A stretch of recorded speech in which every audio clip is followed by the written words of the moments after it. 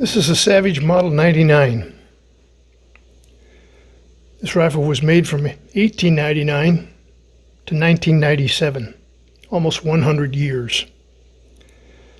So you can imagine a rifle that was made for 98 years gained a lot of popularity and was manufactured in very many calibers.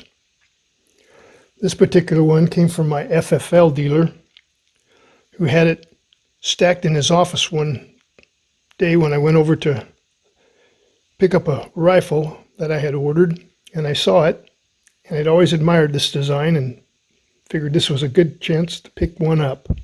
So I bought it from him. He was selling it as part of an estate for a widow that he knew. This particular rifle is a takedown model, so it has this switch here that you can push, and the forearm comes off. It allows you to separate the barrel from the receiver and the stock assembly. And the cool thing about these Savage 99s that made them so popular was they were the first lever action that came with a rotary magazine. Rotary magazines are pretty popular nowadays, but in 1899 it was a new concept. This allowed you to shoot bullets that were ballistically superior to what was the norm at that time. The norm was the Marlins and Winchester 94s that had tube-fed magazines. They had to use flat bullets to keep from setting the primer off ahead of it and blowing the entire rifle to pieces.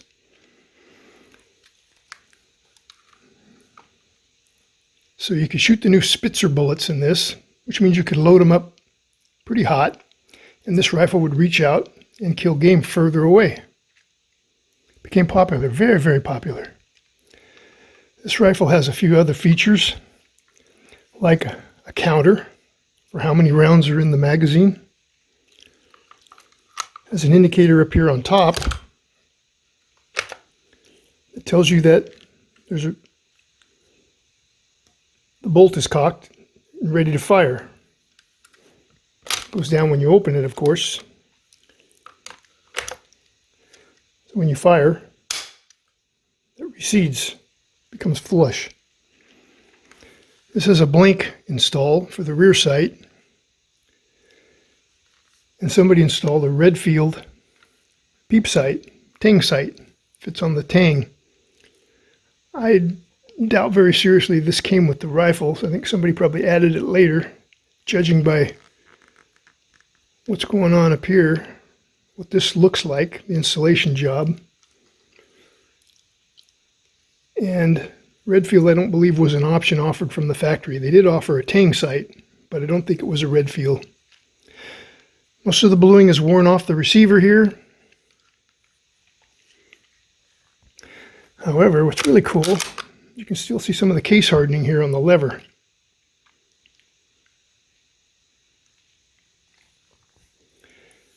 It's a non-pistol grip, straight stock.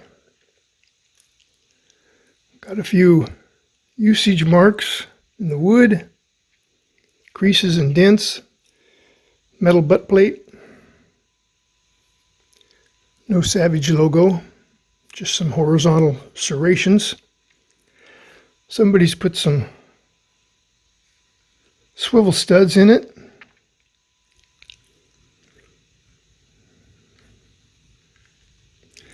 Here's another feature that I've never seen on another Savage. If anybody can tell me what this kind of model is, there's a dozen or so letters that identify each Model 99. 99E, 99H, 99D, 99A. But I've never seen a forearm that had what I'm going to call here is a military groove in the stock that you see on so many government rifles made for war. This military groove. I've never seen that on another Savage 99. It does have the schnabel forend. Those came out on a lot of Savage 99s. This one's been split here where somebody installed the swivel stud. This particular one has a big old heavy barrel on it, 20-incher. Most of the blue is worn off. And it has a kind of a unique, I think this is could be a piece of silver. I guess it could be steel, but it might be silver or silver plated maybe. Blade front sight that's peened or formed over, however they did this, to make kind of a bead as you're looking down through it.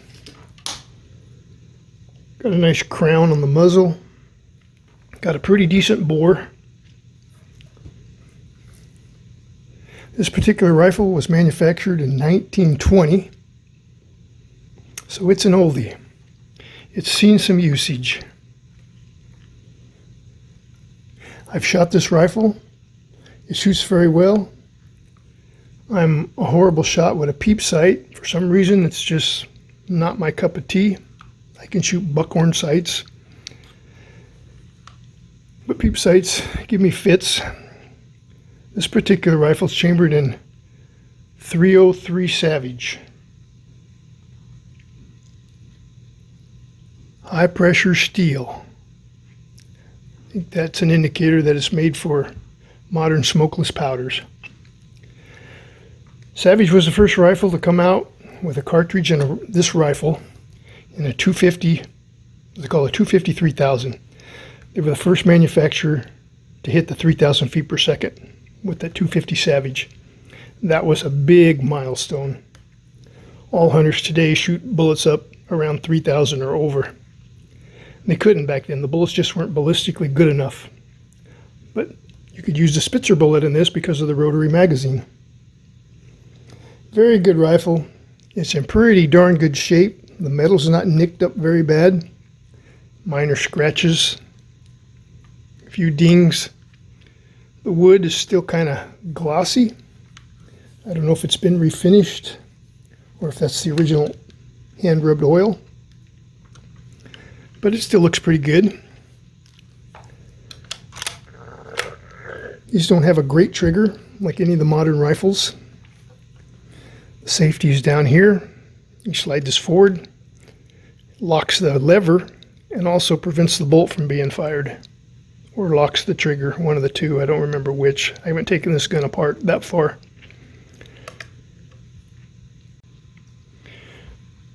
One other item I might mention about this .303 Savage, some people think you can interchange a .303 Savage and a .30-30 Winchester ammo.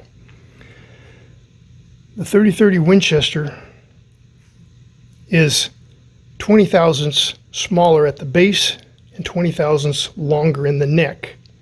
So if you could get one to go in here with the long neck, you could probably get it to reach to close, but you may not get it to fire. And if it did fire, you risk separation at the base, which could cause a catastrophic event to the shooter and or the rifle. So don't do it. Don't try to fire form .30-30 into .303 Savage.